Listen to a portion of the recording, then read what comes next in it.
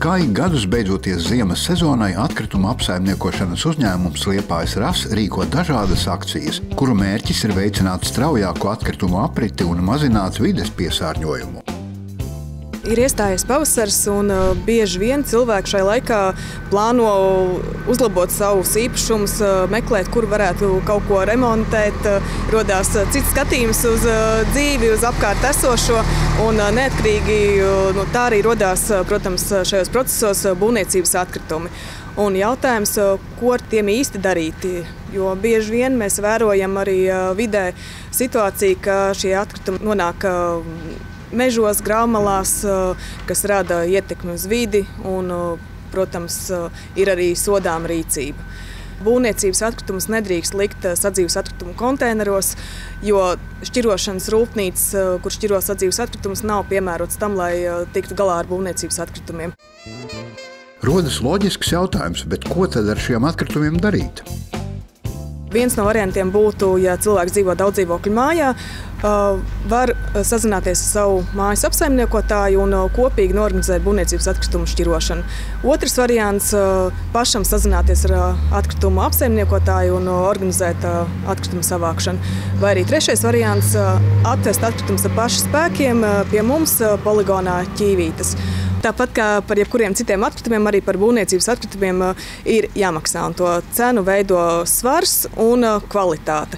Un, ja arī būvniecības procesā radīsies daudz atkritumu, to cenu ir iespējams samazināt tad, ja jūs sašķirosiet atkritumus.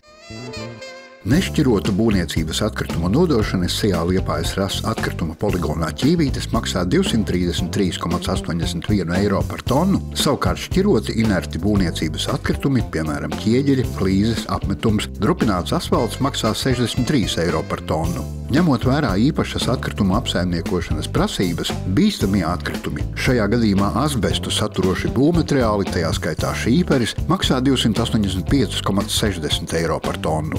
Jautāsiet, kāpēc tik augsta maksa? Cenu par atkritumu pieņemšanu un apsaimniekošanu veido vairāki faktori. Atkrituma apsaimniekošanas izmaksas, dabas resursu nodoklis, pievienotās vērtības nodoklis. SIA Liepājas RAS 2024. gadā nodokļos, kas saistīti ar saimniecisko darbību, samaksāja 2.123.944 eiro, kas veido 47% no uzņēmuma saimnieciskās darbības ieņēmumiem. Tajā skaitā dabas resursu nodokļu summa bija 1.996.688 eiro. Atbilstoši dabas resursu nodokļa likuma 28. pantam 2024. gadā 40% šī nodokļa nonāca tās pašvaldības budžetā, kurā uzņēmums īsteno savu darbību. Dienvidkurzemes novada pašvaldībā šie līdzekļi tika izmantoti, lai uzlabotu infrastruktūru un izveidotu šķiroto atkritumu savākšanas laukumus Priekulē un Aizputē. Vienlaikus vēlos atgādināt, ka šobrīd līdz 18. maijam ir akcija, kurā ikviena privātpersona var atvest uz poligonu šķirots būvniecības atkritumus. Tas būtu šķiroti ķieģeļi, betons, koksne, un tad tas būs bez maksas līdz 18. maijam. Šīs akcijas ietvaros bez maksas iespējams nodot arī dārza un parka atkritumus. SIA Liepājas RAS aicina atbildīgi izturēties pret apkārtējo vidi, radīt mazāk atkritumu un to šķirot, tādējādi gan ietaupot līdzekļus, gan sniedzot ieguldījumu vides ilgtspējā. Un vēlreiz atgādina, ka līdz 18. maijam norisinās akcija, kuras ietvaros ikvienai privātpersonai ir iespēja bez maksas poligonā Ķīvītes nodot šķirotus, inertos būvniecības atkritumus. Savukārt labus lietojumus materiālus, kas palikuši no remonta darbu vai būvniecības veikšanas, iespējams atstāt Liepājas RAS mantu apmaiņas punktā Krāmu kambars, kas atrodas poligona Ķīvītes šķiroto atkritumu savākšanas laukumā.